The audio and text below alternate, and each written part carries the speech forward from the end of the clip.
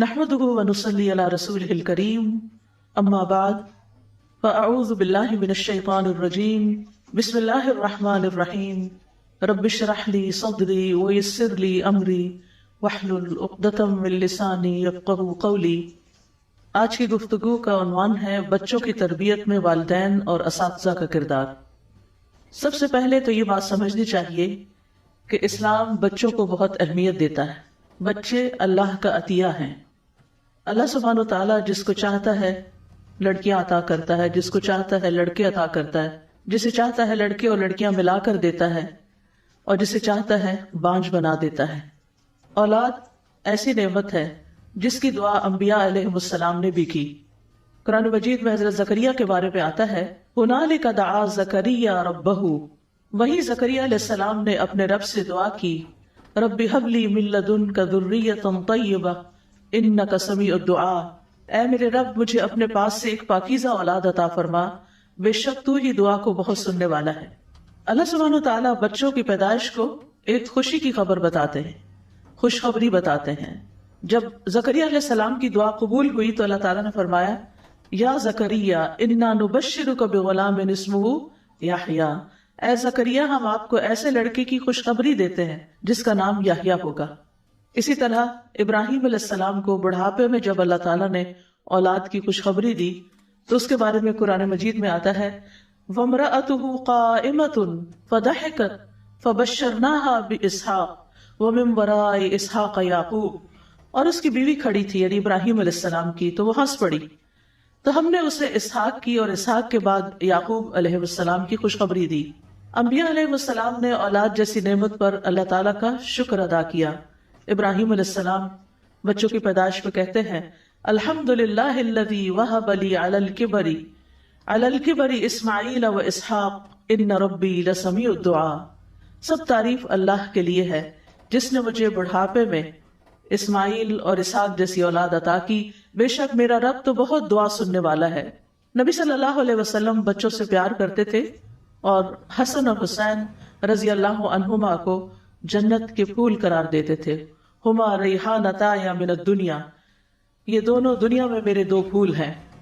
بچوں کی اور ازواج اور اولاد کی آنکھوں کی ٹھنڈک کی دعا بھی ہمیں سکھائی گئی ہے۔ عباد الرحمن کے حوالے سے قرآن مجید میں آتا ہے ربنا ہب لنا من ازواجنا وذریاتنا قرۃ اعین واجعلنا للمتقین اماما، اے اللہ ہمیں ہماری ازواج اور اولاد سے آنکھوں کی ٹھنڈک عطا کر، یعنی یہ انسان کے لیے خوشی کا باعث ہوتے ہیں، اور ہمیں متقین کا امام بنا۔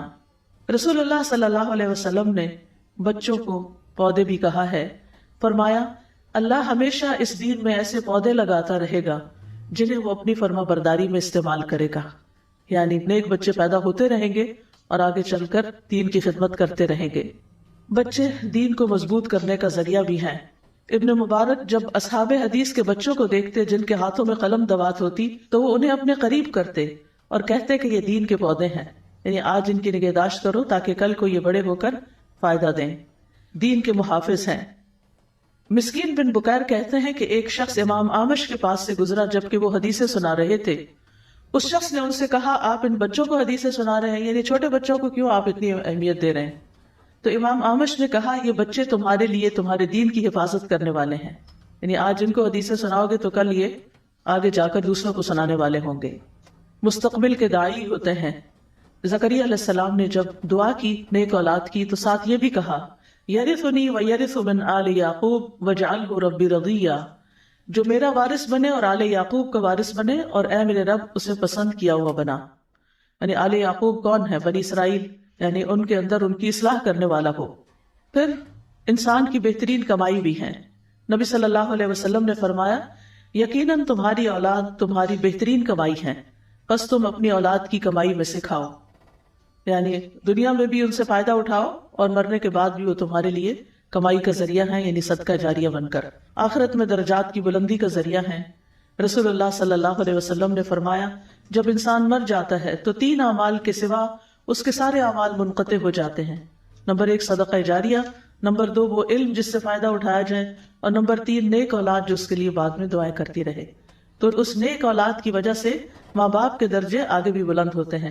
جب کسی کا درجہ بلند ہوتا ہے یعنی برزخ میں تو وہ پوچھتا ہے کہ میرا یہ درجہ کس وجہ سے بلند ہوا، تو بتایا جاتا ہے کہ تمہاری اولاد کی دعا کی وجہ سے، یعنی تمہیں اپ گریڈ کر دیا گیا ہے۔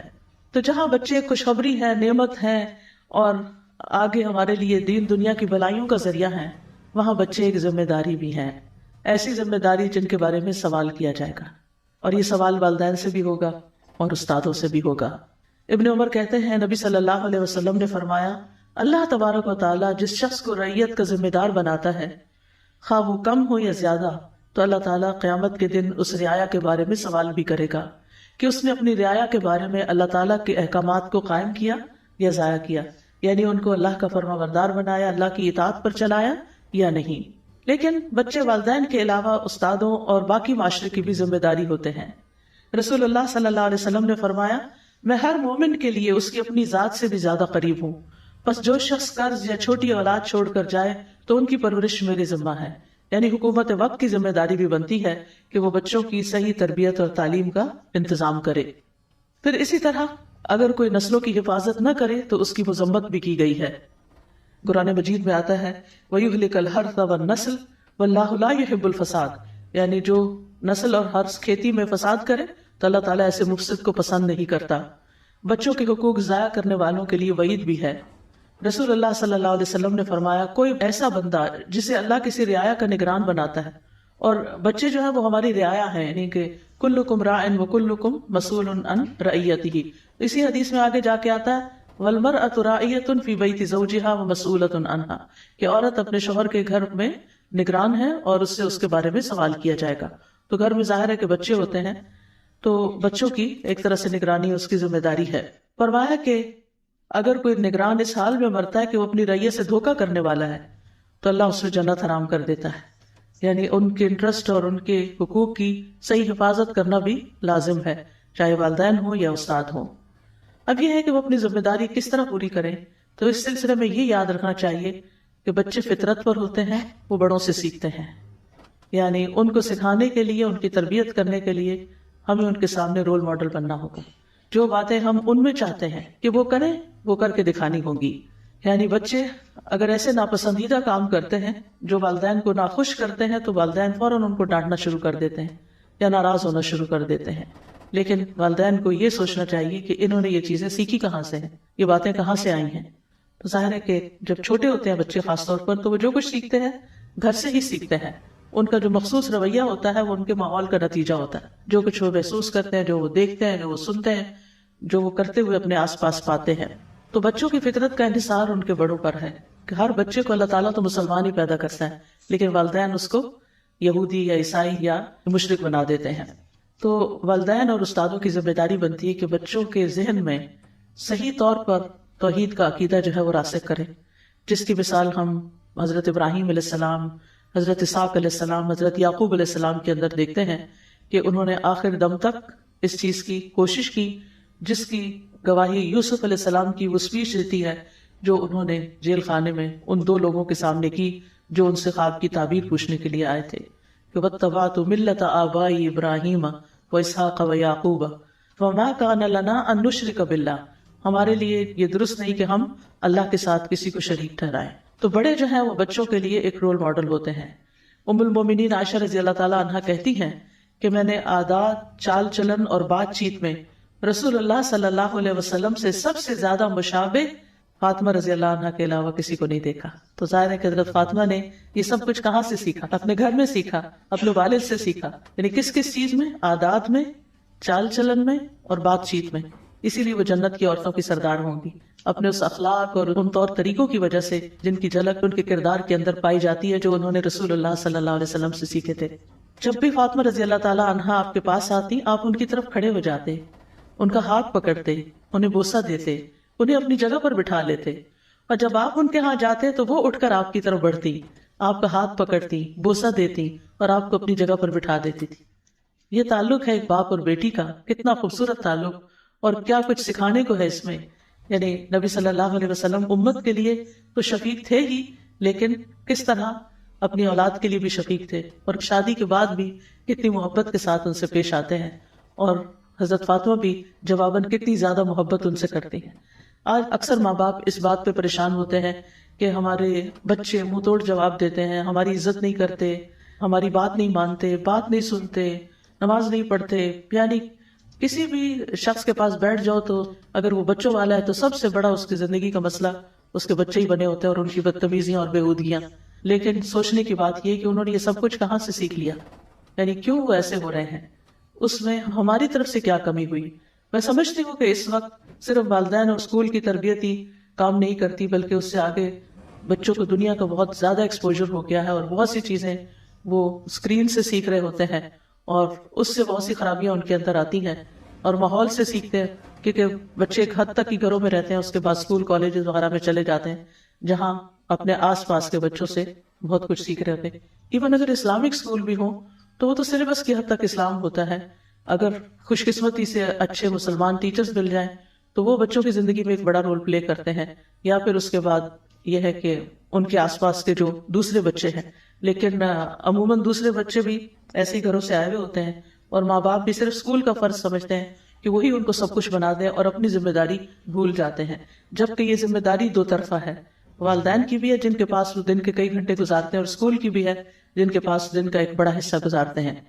تو بچے جو ہیں وہ بڑوں کے نقش قدم پر چلتے ہیں. حضرت انس کہتے ہیں کہ ایک آدمی نے رسول اللہ صلی اللہ علیہ وسلم کی دعوت کی تو میں بھی آپ کے ساتھ چل پڑا. آپ کے سامنے شوربہ رکھا گیا جس میں کدو پڑے ہوئے تھے. رسول اللہ صلی اللہ علیہ وسلم اس میں سے کدو کھانے لگے. آپ کو کدو بہت پسند تھا. انس کہتے ہیں کہ جب میں نے یہ دیکھا تو میں کدو آپ کے سامنے کرنے لگا. میں نے وہ خود نہ کھائے تھا کہ آپ کھا لیں، آپ کو پسند ہے. فرماتے ہیں کہ اس کے بعد میں ہمیشہ کدو پسند کرنے لگا. جو کھانا بھی میرے لیے تیار کیا گیا جتنا بھی ہو سکا میں نے اس میں کدو کو ضرور شامل کر لیا، یعنی ہر ڈش میں وہ شامل کر لیا. تو اس سے آپ اندازہ لگائیں کہ صرف آپ کے ایک ایکشن کو دیکھ کر کہ کسی کی دعوت میں آپ کدو چن چن کے کھا رہے ہیں تو انہوں نے بھی زندگی بھر کے لیے اس کو اپنا لیا. وہ ایسا انداز ہوگا، وہ ایسی ادا ہوگی کہ حضرت انس رضی اللہ عنہ کے دل میں اتر گئی. عبید بن جریج کہتے ہیں کہ انہوں نے عبداللہ بن عمر سے کہا، اے ابو عبد الرحمن، میں نے آپ کو 4 ایسے کام کرتے ہوئے دیکھا ہے جو آپ کے ساتھیوں کو کرتے ہوئے نہیں دیکھا. وہ کہنے لگے، اے ابن جریج وہ کیا ہیں؟ ابن جریج نے کہا کہ میں نے طواف کے وقت دیکھا کہ آپ 2 یمانی رکنوں کے سوا کسی رکن کو ہاتھ نہیں لگاتے. دوسرا میں نے آپ کو سختی جوتے پہنے دیکھا. تیسرا میں نے دیکھا آپ زرد رنگ استعمال کرتے ہیں. چوتھا میں نے دیکھا کہ جب آپ مکہ میں تھے لوگ ذی الحج کا چاند دیکھ کر احرام باندھنے لگتے، آپ 8ویں تاریخ تک یوم تربیہ تک احرام نہیں باندھتے تھے. تو عبداللہ بن عمر نے جواب دیا کہ دوسرے ارکان کو تو میں اس لیے نہیں چھوتا کیونکہ میں نے رسول اللہ صلی اللہ علیہ وسلم کو یمانی رکنوں کے علاوہ کسی رکن کو چھوتے ہوئے نہیں دیکھا.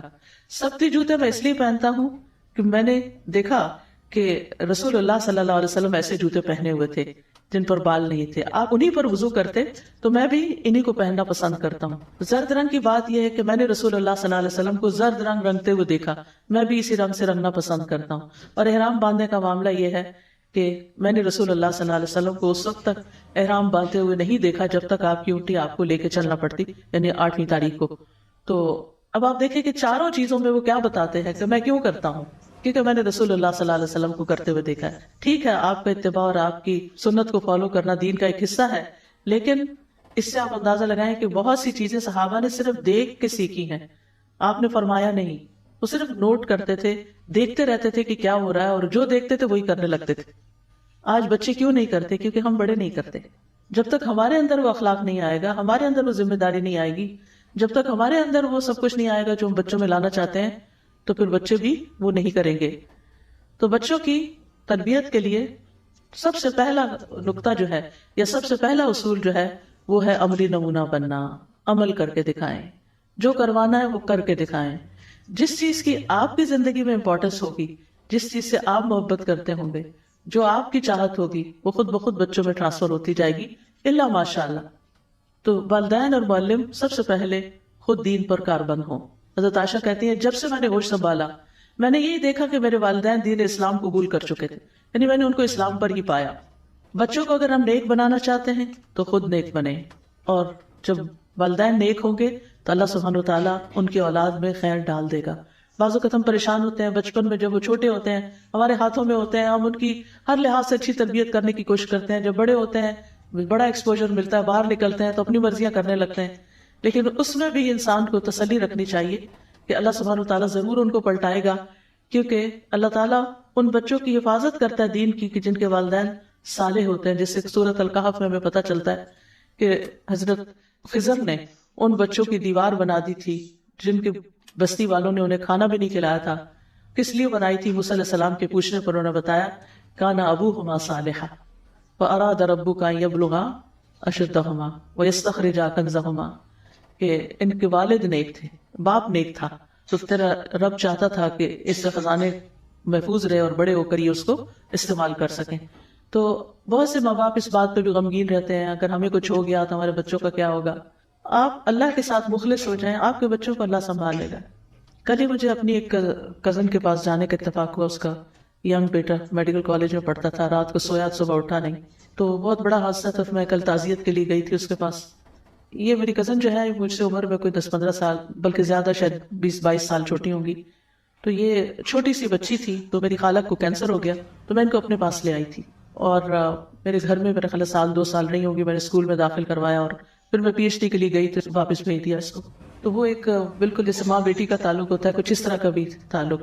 تو یہ بہت ینگ تھی، یعنی کہ بہت چھوٹی عمر کی تھیں جب ان کی والدہ فوت ہو گئی تھی، اور 5 بچوں کو چھوڑ کے، اور ایک چھوٹا تو بالکل گود والا بچہ تھا.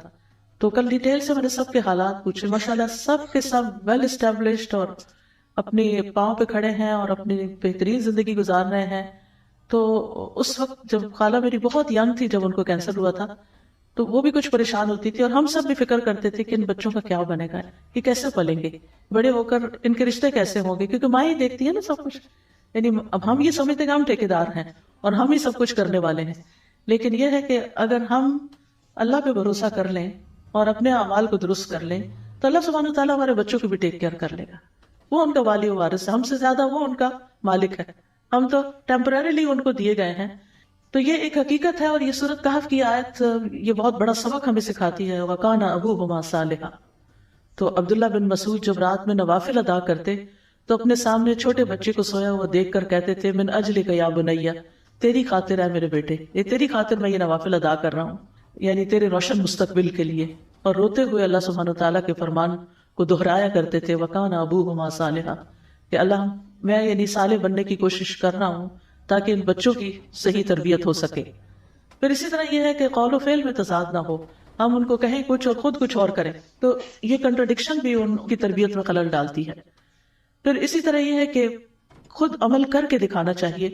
اور اگر ہم چاہتے ہیں کہ بچوں کا اخلاق اچھا ہو تو اپنے اخلاق کو سب سے پہلے بہتر بنانے کی ضرورت ہے. ابو عبداللہ الجدلی کہتے ہیں میں نے عائشہ رضی اللہ عنہا سے کہا کہ رسول اللہ صلی اللہ علیہ وسلم کا اپنے گھر والوں کے ساتھ کیسا اخلاق تھا. انہوں نے کہا وہ تمام لوگوں میں سب سے زیادہ اچھے اخلاق والے تھے. یہ ایک بیوی کی گواہی ہے جو خود بھی عمر میں بہت ینگ تھی. کوئی بےہودہ کام یا فحش گفتگو کرنے والے یا بازاروں میں شور مچانے والے نہیں تھے. وہ برائی کا بدلہ برائی سے نہیں دیتے تھے بلکہ معاف کر دیتے اور درگزر کر جاتے تھے. یہ تھا آپ صلی اللہ علیہ وسلم کا اخلاق جس کی گواہی گھر والوں نے دی.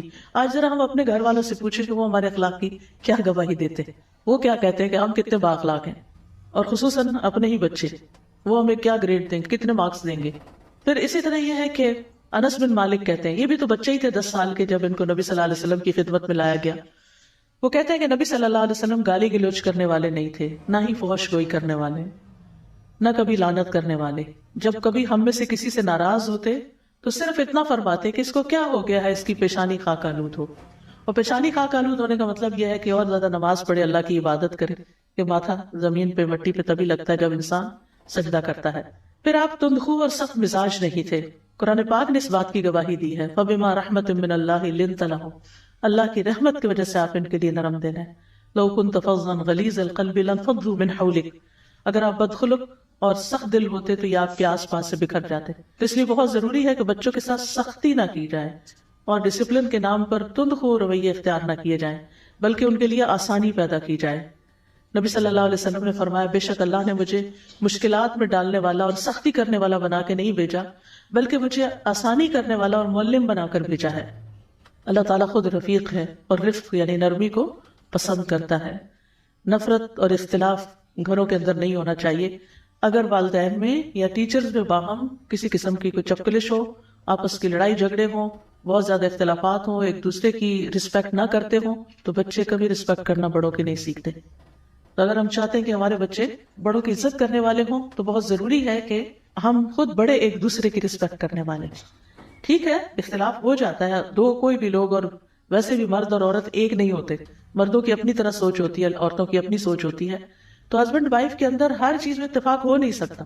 اختلاف ہو لیکن ایک لحاظ کے ساتھ، ایک تمیز کے ساتھ، ایک ادب کے ساتھ، اور یہ انتہائی ضروری ہے. پھر اسی طرح بچوں سے کیے ہوئے وعدے پورے کرنے چاہیے، پریشان کن کیفیات میں ان کی گھبراہٹ دور کرنی چاہیے، تسلی دینی چاہیے، مشکل حالات میں خود ان کے لیے سہارا بننا چاہیے، ان کے درمیان ایک ٹرسٹ پیدا کرنا چاہیے. دوسری اہم چیز تربیت میں جو بہت ضروری ہے وہ ہے ان کے دل میں اللہ اور اس کے رسول کی محبت ڈالنا. ہم کوشش کرتے ہیں ہم سے محبت کریں، ہمارے خاندان سے محبت کریں، اس ملک سے کریں، اس سے کریں، اس سے کریں، ٹھیک ہے، باقی محبتوں کی بھی اپنی جگہ ہوتی ہے، لیکن سب سے زیادہ ان کے دل میں محبت کس کی ہونی چاہیے؟ اللہ اور اس کے رسول صلی اللہ علیہ وسلم. تب وہ اللہ کی اطاعت کرے، تب وہ رسول صلی اللہ علیہ وسلم کی اطاعت کرے، تب وہ ان کو بڑا مقام دے گی. لیکن اگر ہم ہر وقت اپنے سے ہی ڈراتے رہیں اور اپنا ہی لالچ دلاتے رہے تو پھر بات نہیں بنے گی. یہ لازم ہے کہ ان کے دل میں یہ خیال ڈالیں کہ اللہ دیکھ رہا ہے. کیونکہ اگر ہم یہ کہیں گے کہ تمہارے ابا کو بتاؤں گی، اس کو بتاؤں گی، یوں پٹائی کروں گی، یہ تربیت کی باتیں نہیں ہیں. تو صرف رولز یا اصول یا ڈسپلن کے نام پہ سختی کرنا جو ہے یہ درست نہیں. عبداللہ بن عباس رضی اللہ عنہما سے مروی ہے کہ ایک دن میں رسول اللہ صلی اللہ علیہ وسلم کے پیچھے سوار تھا تو آپ نے فرمایا، اے لڑکے میں تجھے چند کلمات سکھا رہا ہوں، اللہ کے احکام کی حفاظت کرو، اللہ تمہاری حفاظت کرے گا. اور یہ اس وقت بالکل بچے تھے ابھی عبداللہ بن عباس، اور کتنی بڑی بڑی باتیں سکھا دی آپ نے. اللہ کے احکام کی حفاظت کرو، تم اسے اپنے سامنے پاؤ گی. جب مانگو اللہ سے مانگو، یہ بچوں کو سکھانے کی چیز ہے. جب مانگو، کچھ بھی چاہیے اللہ سے مانگو. جب مدد چاہو اللہ سے چاہو. جان رکھو اگر ساری دنیا مل کر تمہیں کوئی فائدہ پہنچانا چاہے تو فائدہ نہیں دے سکتی سوائے اس کے جو اللہ نے تمہارے لیے لکھ دیا ہے. قلم اٹھا لیے گئے اور صحیفے خشک ہو گئے. اور اسی طرح اگر ساری دنیا مل کے تمہیں کوئی نقصان پہنچانا چاہے تو کوئی نقصان نہیں دے سکتی. کتنا بہادر اور جری بنا دیا کہ کوئی تمہیں کچھ نقصان نہیں دے سکتا. اللہ کی حفاظت تمہارے ساتھ ہونی چاہیے. پھر اللہ ہی کا ڈر پیدا کرنا، جیسے لقمان کی نصیحت اپنے بیٹے کے لیے قرآن مجید میں اس کا ذکر آتا ہے، یا بنی ان تک مثقال حبۃ من خردل فتکن فی صخرۃ او فی السماوات او فی الارض یأتی بها اللہ ان اللہ لطیف خبیر. اے میرے چھوٹے بیٹے، بے شک اگر کوئی چیز رائی کے دانے کے وزن کی کیوں نہ ہو، کسی چٹان میں ہو یا آسمانوں میں ہو یا زمین میں، تو اسے اللہ لے آئے گا. بے شک اللہ بڑا باریک بین، پوری خبر رکھنے والا ہے. تو اس سے یہ پتا چلتا ہے کہ بچوں کو اللہ کا ڈر بھی پیدا کرنا چاہیے کہ کوئی کام تم چھپ کے کرو گے تو اللہ سبحانہ وتعالیٰ تو اس کو دیکھ لے گا. ماما سے چھپ سکتے ہو، بابا سے چھپ سکتے ہو، اللہ سبحانہ وتعالیٰ سے نہیں چھپ سکتے. تو بچوں کو اپنا ڈر نہیں اللہ کا ڈر سکھائیں. پھر اسی طرح بچوں کو دین احکام کی پابندی کروائیں. 7 سال کی عمر میں نماز شروع کروا دیں.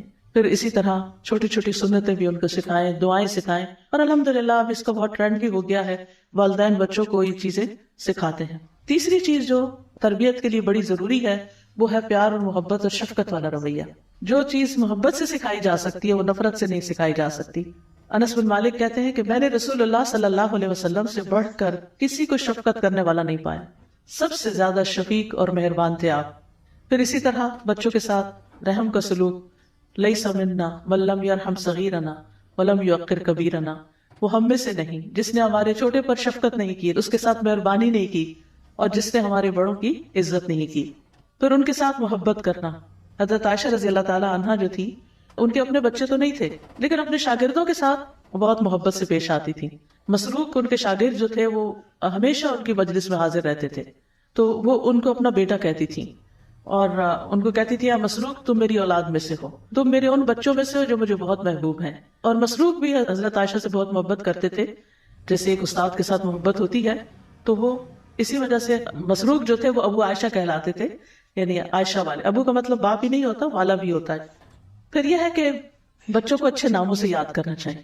طنزیہ باتیں اور ڈانٹ ڈپٹ اور نام بگاڑ کے بات کرنا یہ عام طور پہ بہت ٹرینڈ ہے کہ بعض اوقات ٹیڑھے میڑھے نام بنا دیے جاتے ہیں جن کا کوئی مطلب نہیں ہوتا یا غلط مطلب نکلتا ہے. تو ایسے پیار کے ناموں سے بلانا چاہیے کہ جس سے بچوں کو پیار محسوس ہو، نہ کہ ایک طنز محسوس ہو. پھر یہ کہ بول کر بھی بچوں سے محبت کا اظہار کرنا چاہیے. جو بھی آپ کی زبان ہے، انگریزی ہے، اردو ہے، پشتو ہے، جو بھی، لیکن محبت کے الفاظ ادا کریں. نبی صلی اللہ علیہ وسلم نے حضرت حسن کے لیے فرمایا اللہم انی احبہ فاحبہ واحبب من یحبہ، کہ اے اللہ میں اس سے محبت کرتا ہوں تو بھی اس سے محبت کر، اور اس سے بھی محبت کر جو حسن سے محبت کرتا ہے. یعنی آپ کے نواسے تھے حضرت حسن.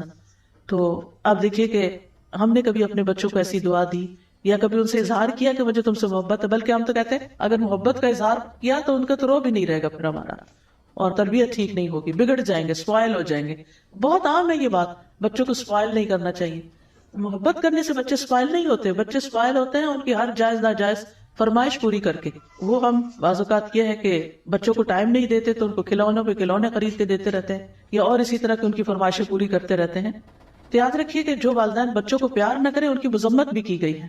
اقرا بن حابس التمیمی جو تھے ان کے 10 بچے تھے. تو ایک دفعہ نبی صلی اللہ علیہ وسلم کے پاس حضرت حسن آئے، آپ نے ان کو پیار کیا تو کہنے لگے کہ میرے 10 بچے میں تو کبھی کسی کو پیار نہیں کیا. تو آپ نے فرمایا جو رحم نہیں کرتا اس پر رحم نہیں کیا جاتا. پھر اسی طرح حضرت عائشہ کہتی ہیں کہ کچھ دیہاتی لوگ رسول اللہ صلی اللہ علیہ وسلم کی خدمت میں آئے اور کہنے لگے کہ کیا آپ اپنے بچوں کو چومتے ہیں؟ آپ نے فرمایا ہاں. تو وہ کہنے لگے اللہ کی قسم ہم تو اپنے بچوں کو نہیں چومتے. تو رسول اللہ صلی اللہ علیہ وسلم نے فرمایا میں کیا کروں اگر اللہ نے تمہارے اندر سے رحم اٹھا لیا ہے. پھر اسی طرح بچوں کو توجہ بھی دینی چاہیے.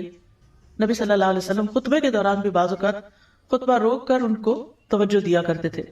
بچوں کے ساتھ روک کی بجائے نرمی کا رویہ اختیار کرنا چاہیے، یعنی ان کے ساتھ کمیونیکیٹ کرنا چاہیے، بات کرنی چاہیے، آرام سے بیٹھ کے سمجھانا چاہیے، نہ کہ صرف ایک روب کے نام پر ہر وقت ان کو دھمکا کے رکھنا یا ان کے ساتھ ایسا معاملہ کرنا کہ وہ خوف زدہ ہی رہیں. پھر اسی طرح بچوں کی دلچسپی کی چیزوں میں دلچسپی لینی چاہیے. بعض اوقات ہم بڑے ہو جاتے ہیں تو پھر ہم بڑی بڑی باتیں کرنے کی عادی ہو جاتے ہیں اور بچوں سے ہمیں کوئی انٹرسٹ نہیں ہوتا. بچوں میں انٹرسٹ لینا چاہیے، ان کے کھلونوں میں انٹرسٹ لینا چاہیے، ان کے پیٹس میں انٹرسٹ لینا چاہیے. ان کی اگر کوئی خاص گیم ہے تو اس سے متعلق کچھ معلومات لے کے اس میں انٹرسٹ شو کرنا چاہیے تاکہ وہ کنفائڈ کریں اور ہمارے ساتھ اپنی باتیں شیئر کریں، اور جو ان کے دل میں ہے وہ ہمیں بتائیں تاکہ ہم ان کی صحیح ڈائریکشن بھی انہیں دے سکیں. ہم دیکھتے ہیں کہ نبی صلی اللہ علیہ وسلم کی جب حضرت عائشہ سے شادی تو عمر کی چھوٹی تھی تو وہ گڑیوں سے کھیلتی تھی، تو شادی کے بعد وہ گڑیا ساتھ لے آئی اور وہ اپنے گھر میں کھیلا کرتی تھی. نبی صلی اللہ علیہ وسلم جب گھر میں آتے تو وہ اپنی سہیلیوں کے ساتھ کھیل رہی ہوتی تھی، سہیلیاں ادھر ادھر چھپ جاتی تھی تو آپ حضرت عائشہ کی سہیلیوں کو ایک ایک کو ڈھونڈ کے بھیجتے کہ وہ عائشہ رضی اللہ تعالیٰ عنہا کے ساتھ کھیلیں. یعنی کس طرح وہ آپ کے شوق کا خیال رکھا کرتے تھے. پھر اسی طرح بچوں کے ساتھ دل لگی کرنا. نبی صلی اللہ علیہ وسلم صحابہ کے ساتھ اسٹریٹ میں جا رہے تھے کہ آگے سے حضرت حسین نظر آئے تو آپ صلی اللہ علیہ وسلم نے اپنے ہاتھ پھیلا دیے اور ان کو پکڑنے لگے. جدھر جاتے آپ ان کو پکڑ کے ان کو پیار کر کے پھر آپ نے چھوڑ دیا اور اپنا راستہ لیا. یعنی صرف توجہ دینے کی بات ہے، امپورٹنس کی.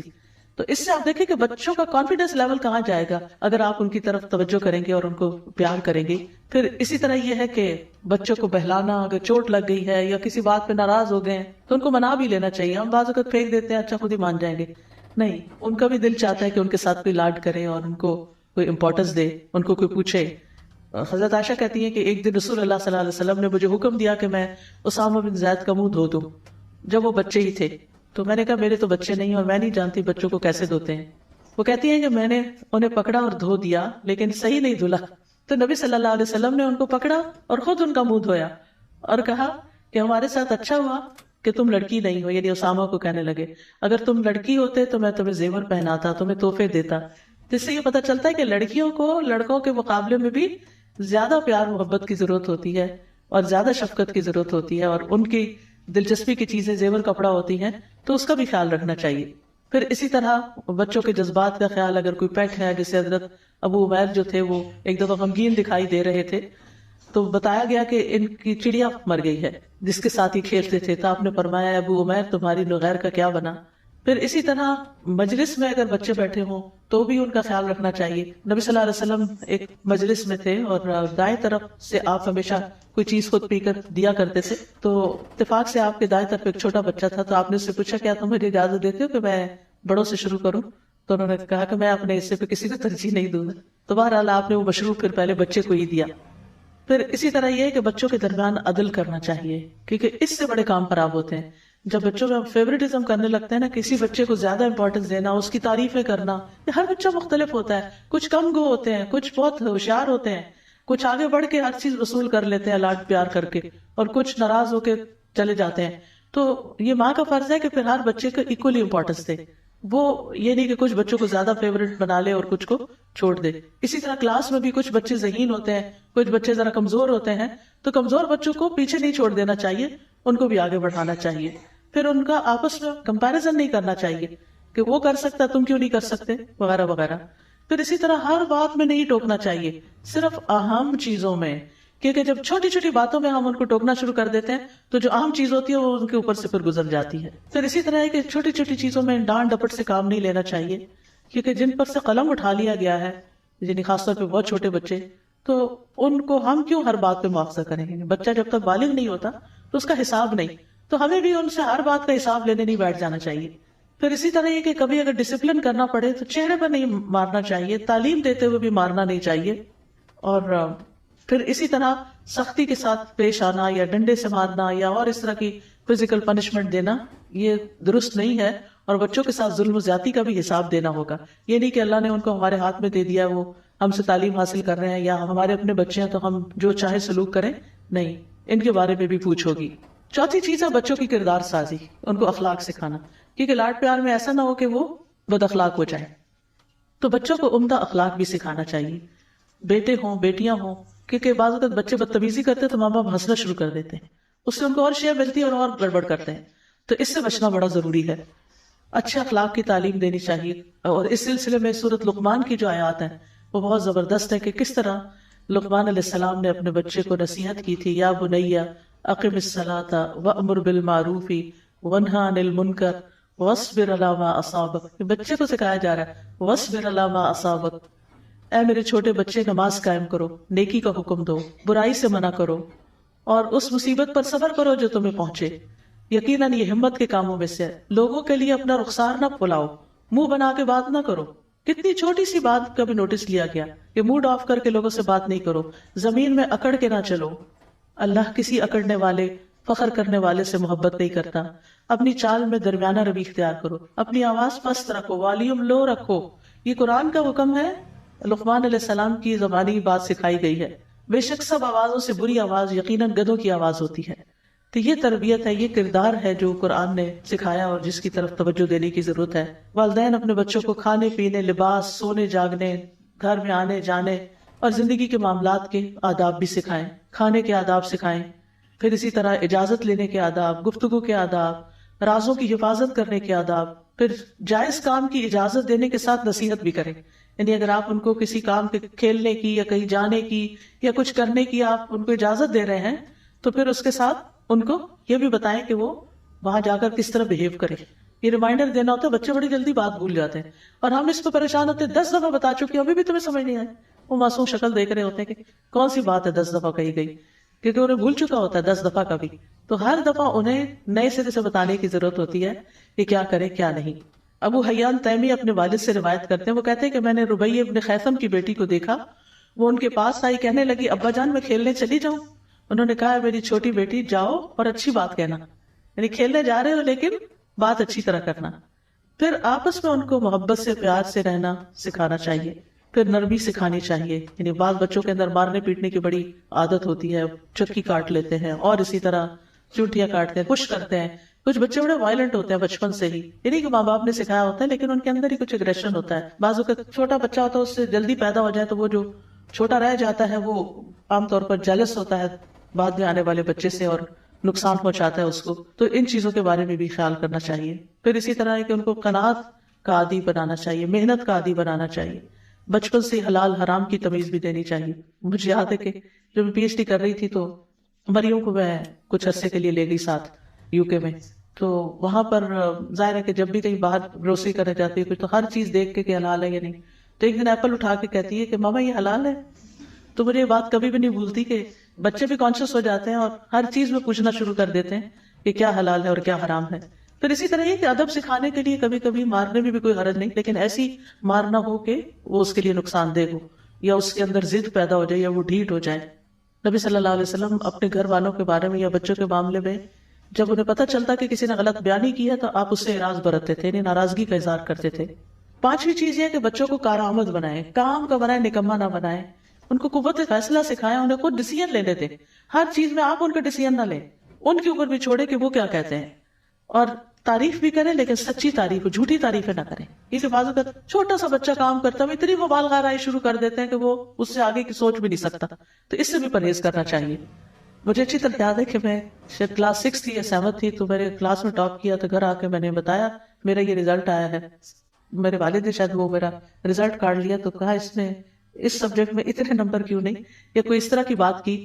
تو میں نے کہا کہ میں اتنی پھولی ہوئی آئی تھی اور انہوں نے ساری غبارے میں سے ہوا نکال دی کہ یہ تو کوئی بڑی بات ہے. جب میرے پی ایچ ڈی کا رزلٹ جس دن آیا تو میں نے سب سے پہلے اپنے والد کو فون کیا، تو کہنے لگے کہ تمہارے حج کی جو خوشی ہوئی ہے وہ اتنی پی ایچ ڈی کی نہیں ہوئی.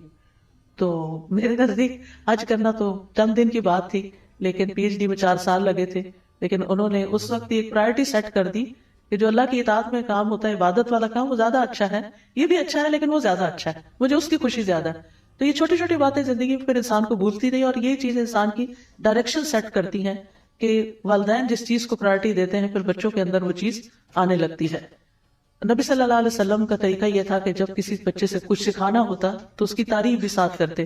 آپ نے عبداللہ بن عمر سے کہا بڑا ہی اچھا آدمی ہے، کاش رات میں نماز بھی پڑھتا. بس اتنی بات کی تو اس کے بعد وہ ہمیشہ رات کو نماز پڑھا کرتے تھے. پھر اسی طرح بچوں کے اندر اگر کوئی اچھی عادتیں ہیں تو ان کا ذکر بھی کرنا چاہیے. بیٹا تمہاری یہ عادت بہت اچھی ہے کہ تم کام کرنے کے بعد چیزیں سمیٹ دیتے ہو مثلا، تو اس کے بعد وہ کبھی چھوڑے گا نہیں، کیونکہ اس کو پتا چل گیا کہ ایک اچھا کام ہے. ورنہ بچوں کو تو تمیز نہیں ہوتی اچھا کیا ہے کیا نہیں. جب آپ تعریف کرتے ہیں یا اپریشیٹ کرتے ہیں تو پھر ہی ان کو پتا چلتا ہے کہ انہوں نے جو کیا ہے وہ اچھا ہے. نبی صلی اللہ علیہ وسلم نے اشج عبد القیس سے کہا تھا کہ تم میں 2 خصلتیں ایسی ہیں جن سے اللہ محبت کرتا ہے، بردباری اور باوقار ہونا. پھر اسی طرح بچوں سے پیار محبت سے کام کروانا چاہیے، ان کے منفی رویے کو حکمت سے مثبت میں تبدیل کرنا چاہیے. اور اس میں ابو محذورہ کی روایت جو ہے بہت ہی انٹرسٹنگ ہے، اور مجھے یہ واقعہ بہت ہی دل کو لگتا ہے کہ کس طرح ایک ٹین ایجر کی اصلاح نبی صلی اللہ علیہ وسلم نے کی. وہ کہتے ہیں کہ ایک مرتبہ میں چند لوگوں کے ساتھ نکلا، ہم لوگ حنین کے راستے میں تھے، تو رسول اللہ صلی اللہ علیہ وسلم حنین سے تشریف لا رہے تھے، واپس آ رہے تھے، اور راستے میں ہمارا آپ سے آمنا سامنا ہو گیا. تو رسول اللہ صلی اللہ علیہ وسلم کے مؤذن نے نماز کے لیے رسول اللہ صلی اللہ علیہ وسلم کے پاس آذان دی. تو مؤذن کی آواز سن کر ہم اونچی آواز سے اس کی نقل اتارنے لگے اور اس کا مذاق اڑانے لگے. رسول اللہ صلی اللہ علیہ وسلم نے ہماری آواز سن لی اور ہماری طرف کسی کو بھیجا کہ وہ ہمیں آپ کے سامنے لا کے کھڑا کرے. تو رسول اللہ صلی اللہ علیہ وسلم نے فرمایا تم میں سے کس کی آواز میں نے سنی جو سب سے اونچی تھی؟ تو لوگوں نے میری طرف اشارہ کر دیا، ابو محذورہ کی طرف، اور وہ سچے ہی تھے. آپ صلی اللہ علیہ وسلم نے سب کو بھیج دیا اور مجھے روک لیا. آپ نے فرمایا کھڑے رہو اور نماز کے لیے اذان دو. میں کھڑا ہوا، لیکن اس وقت میری نظروں میں رسول اللہ صلی اللہ علیہ وسلم اور ان کا دیا ہوا حکم سب سے زیادہ ناپسندیدہ تھا. میں رسول اللہ صلی اللہ علیہ وسلم کے سامنے کھڑا ہوا، آپ نے مجھے خود آذان کے کلمات سکھائے. جب میں آذان دے کر فارغ ہوا تو آپ نے مجھے بلایا اور ایک تھیلی عطا فرمائی جس میں کچھ چاندی تھی. پھر ابو معذورہ کی پیشانی پر اپنا ہاتھ رکھ کر 2 مرتبہ چہرے پہ پھیرا، پھر ان کے جگر پہ پھیرا، حتیٰ کہ رسول اللہ صلی اللہ علیہ وسلم کا ہاتھ ابو معذورہ کی ناف تک پہنچا، یعنی چہرے سے سارے اگلے حصے تک. پھر رسول اللہ صلی اللہ علیہ وسلم نے ان کو دعا دی کہ اللہ تمہیں برکت دے.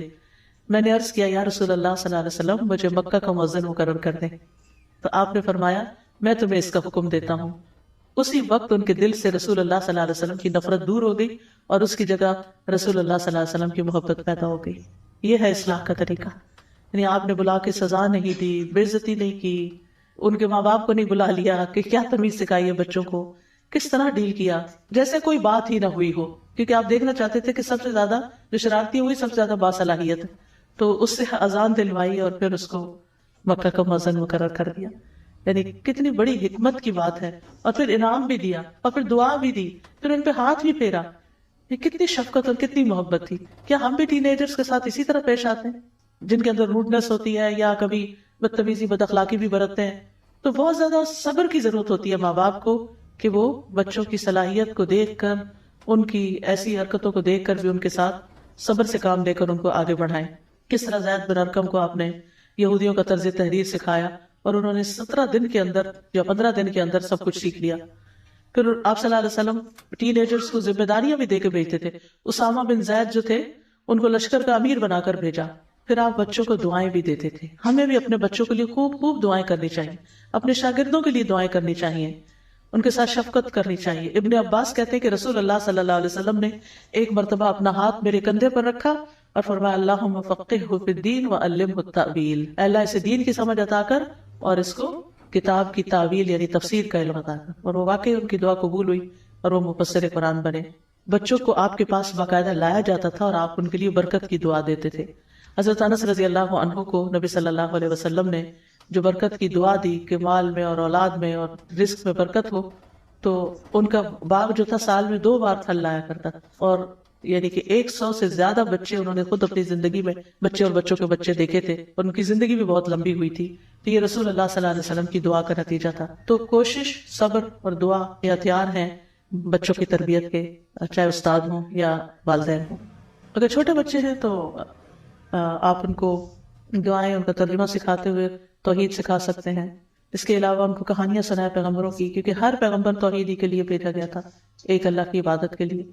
اور پھر کس طرح ان کی قوم جو تھی وہ نہیں مانی تو ان کے ساتھ کیا ہوا. یہ پیغمبروں کے قصے ہیں، بہترین تربیت کرتے ہیں. پھر صحابہ کے قصے جو ہیں. یاد رکھیے جب تک ماں باپ اپنا رول نہیں پلے کریں گے بچوں کی تربیت نہیں ہو سکتی. یعنی استاد بھی کرے گا لیکن سب سے اہم ذمہ داری خود ماں باپ ہی کی ہوتی ہے. اتنی مصروفیت کے باوجود میں ہر اس چیز پہ گئی جس پہ میرا بیٹا گیا، کہ وہ اس نے فیس بک بنائی، میں نے بھی بنا لی، کیونکہ میں نے اس کو دیکھنا تھا یہ کر کیا رہا ہے. وہ انسٹاگرام پہ گیا، میں نے انسٹاگرام بنا لی، میں نے اسی سے بنا، میں نے کہا مجھے بنا کے دو، اور پھر سیکھا بھی.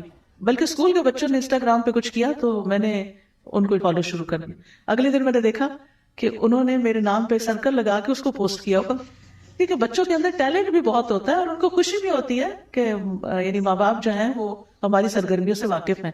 تو یہ ہے کہ کبھی یہ ظاہر نہ کرے کہ مجھے نہیں آتا، آپ یہ کہیں کہ میں نے سیکھنا ہے، مجھے بھی چاہیے، اور خوشی سے پھر دکھاتے ہیں اور شیئر بھی پھر کرتے ہیں. کیونکہ ان کے نزدیک تو کارنامہ یہی ہے، یہ چند چیزیں جو کر کے وہ سمجھتے ہیں کہ ہم نے بہت کچھ کر لیا. تو اس میں جو ٹھیک ہو اس کے اپریشیٹ کریں، جو ٹھیک نہ ہو انٹرسٹ لے رہی ہیں مجھ میں، میرے کاموں میں انٹرسٹ لے رہی ہیں، اور آنےسٹ فیڈ بیک دینی چاہیے. یعنی کہ میں جھوٹی تعریف نہیں کرتی، جہاں غلط ہوتا ہے میں بتا دیتی ہوں، مانے یا نہ مانے، لیکن میں صحیح رائے دے دیتی ہوں کہ یہ چیز درست نہیں ہے. اور جب بچے بڑے ہو جاتے ہیں نا پھر بہت زیادہ امپوز بھی نہیں آپ کر سکتے، پھر آپ کو تھوڑا سا اگنور بھی کرنا پڑتا ہے. میں سمجھتی ہوں میری پھوپھی نے میرے ساتھ بہت احسان کیے، چھوٹی چھوٹی چیزوں میں اتنی باریکی سے وہ بتاتی تھیں، وقت نہیں ضائع کرتے، یہ ایسے رکھتے ہیں، یہ ایسے اٹھاتے ہیں، یہ ایسے کرتے ہیں. میں سمجھتی ہوں کہ ان کا میری زندگی میں بہت بڑا حصہ ہے. وہ بہت چھوٹی تھی بیوہ ہو کر، ہمارے گھر میں رہی ساری زندگی، تو الحمدللہ انہوں نے سکھایا بھی. ہمارے لیے تو بہت بڑی نعمت تھی، کیونکہ امی مصروف ہوتی تھی، اتنا وقت ان کے پاس نہیں ہوتا تھا. امی نے بھی سکھایا، لیکن یہ کہ ان کا بہت بڑا رول ہے. تو اس لیے اگر کسی کو جوائنٹ فیملی میں رہنا اس کا موقع ہو تو وہ یہ نہ سوچے کہ یہ ان کے بچوں کے لیے ٹھیک نہیں. ہم سب کچھ خود ہی نہیں سکھا سکتے بچوں کو. دین کو پیش خوبصورت طریقے سے کریں جس سے وہ ان کو ریسٹرکشن نہ لگے، بلکہ ان کو ایک گائیڈنس لگے، ان کو ایک رحمت لگے. یہ اب آپ لوگوں کو سیکھنا پڑے گا کہ کیسے، کس موقع پر اور کیا چیز ان کو دیں. کیونکہ ہم جب دنیا کی کوئی چیز ان سے کروانا چاہتے ہیں تو آسانیاں پیدا کرتے ہیں، اور جب دین کی کروانا چاہتے ہیں تو روب سے، ڈانٹ ڈپٹ کے، یا مشکل سے، یا جلدی میں. اب جیسے مثال کے طور پر صبح اٹھانا ہی ہوتا ہے نا نماز کے لیے، تو ہم کیسے اٹھاتے ہیں؟ ڈانٹ کے، جلدی سے اٹھ جاؤ، جلدی سے ناشتہ کرو، جلدی سے کپڑے بدلو، جلدی اسکول جاؤ، جلدی سے ہوم ورک کر لو. تو اب یہ ہے کہ اس طرح کے رویے ان کو پٹ آف کر دیتے ہیں. تو جب دین کی بات بھی کریں تو ان کو اتنا شوق دلائیں. مجھے یاد ہے کسی نے بتایا تھا کہ میں نے اپنے بچے کو جب جنت کی ساری باتیں سنائی کہ اگر اچھے کام کریں گے تو جنت میں جائیں گے، جنت ایسی ایسی ہو، تو اس نے کہا کہ چلیں جنت میں چلتے ہیں. تو اس نے کہا اس کے لیے مرنا پڑے گا. تو ہم کب مریں گے؟ تو یہ ہے کہ اب مرنے والی بات کا بھی بچے کو شوق لگ گیا کہ جنت میں جانے کے لیے. تو بات یہ ہے کہ ڈیپینڈ کرتا ہے نا کہ ہم کس طرح، تو اس آرٹ کو بھی سیکھیں کہ دین پیش کیسے کرنا ہے. ٹھیک ہے انشاءاللہ. جنرلی بچوں کو سکھایا دے کہ ہر بات پہ ہرٹ نہیں ہوتے، یعنی اس چیز کو بھی کم کرنے کی ضرورت ہے. انہوں نے زندگی میں بہت کچھ آگے جا کے دیکھنا ہے. جب ہم بہت پروٹیکٹیو پالتے ہیں نا بچوں کو، ہائی میرے بچے کو یہ کچھ نہ کہہ دے، اس نے کیوں کہہ دیا، جاہل ماں کی طرح گلی میں لڑنا شروع کر دیتی ہیں کہ میرے بچے کو تم نے کیوں کچھ کہا. تو یہ طریقہ ٹھیک نہیں ہوتا. بچے اگر کسی کی شکایت بھی لے کر آئے تو ان کو بتانا چاہیے کہ بی اسٹرانگ. یہ کیا بات ہے؟ تو کوئی بات ہی نہیں، پھر کیا ہوا؟ کیونکہ جب ہم انہیں کہتے ہیں نا اچھا میں خبر لیتی ہوں جس نے تمہیں کچھ کہا، تو پھر وہ بچے بھی سمجھتے ہیں کہ شاید ہماری ہر بات ہی درست ہے. تو ان کو سہنا سکھائیں، باتیں سہنا، مار سہنا، اعتراض سہنا، تنقید سہنا. جب وہ اسٹرانگ ہوں گے تو بڑے بڑے کام کریں گے. اور اگر اسٹرانگ نہیں ہے نا اور چھوٹی چھوٹی چیز پر ہی رونے دھونے بیٹھ گئے تو وہ بہت کچھ زندگی میں بڑا رول نہیں پلے کر سکتے. نماز سے پہلے نا ایمان کی طرف لائیں، دین کی محبت اس کے اندر ڈالیں. کیونکہ ہم نماز سے شروع کرتے ہیں تو ان کو سمجھ نہیں آتی نماز کیوں پڑھے. ٹھیک ہے نا؟ تو اللہ کی محبت پہلے ڈالیں، پھر وہ اللہ کے آگے جھکے. جزاکم اللہ خیرا. سبحانک اللہم و بحمدک، اشہد ان لا الہ الا انت، استغفرک و اتوب الیک. السلام علیکم و رحمۃ اللہ وبرکاتہ.